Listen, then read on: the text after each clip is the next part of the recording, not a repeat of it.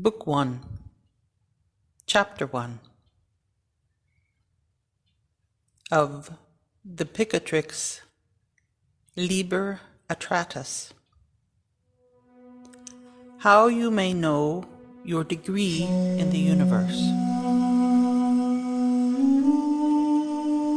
You should know, my dearest brother, that the best and most noble gift that God has given to humanity in this world is knowledge. By knowledge, we become acquainted with ancient things and the causes of everything in the world, and what more immediate causes are the causes of other things, and how one thing corresponds to another.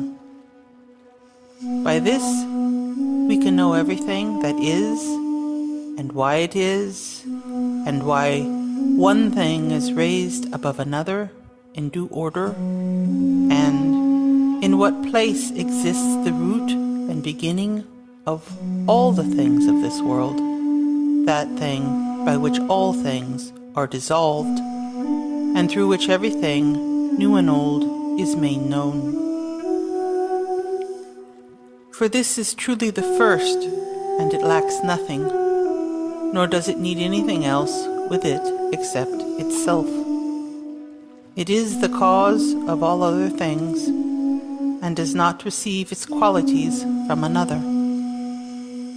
It is not a material body, nor is it compounded of material bodies, nor is it mixed with anything other than itself, but rather is all things in itself. Therefore it may not be called anything except the One. Properly speaking, it is the sole truth and unique unity, and from it, anything united receives its unity. It is also the primal truth, and does not receive its truth from another. Rather, everything receives truth from it. Everything apart from it is imperfect, while it alone is perfect. Nor is there perfect truth or unity apart from it, but it alone can be rightly called perfect unity and truth.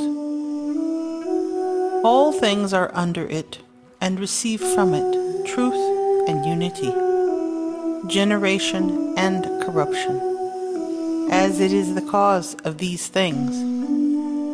Because of this, it may be known what part of anything receives its properties from it, and how this occurs, and why. For the One alone comprehends the order and relation of the generation and corruption of all created things, and which of them are first, which are of a middle station, and which are last.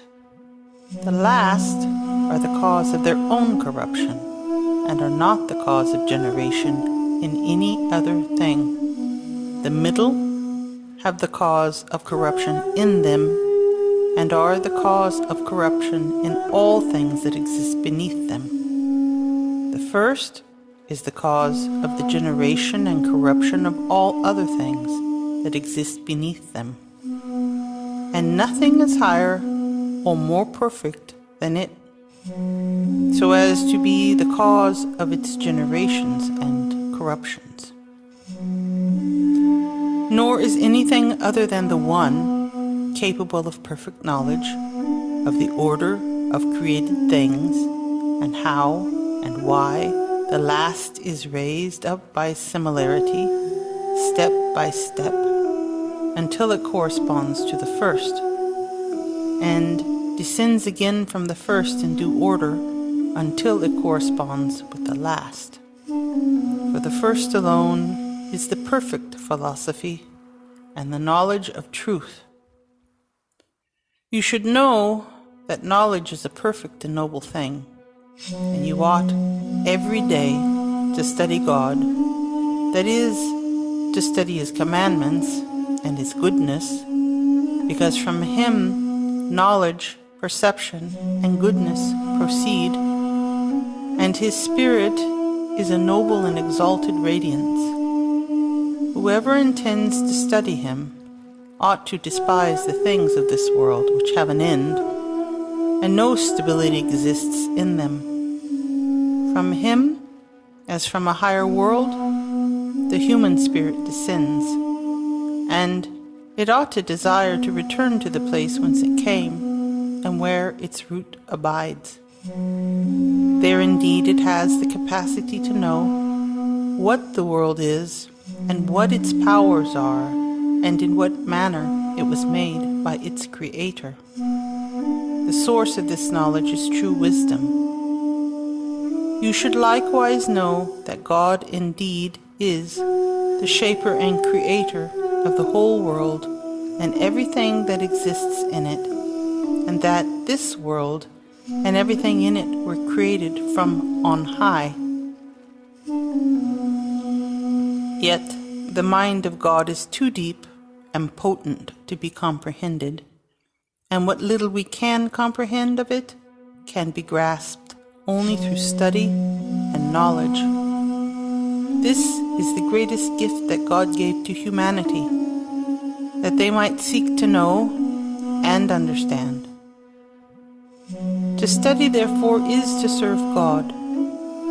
Note also that knowledge has three properties, of which the first is that it always gains and never diminishes.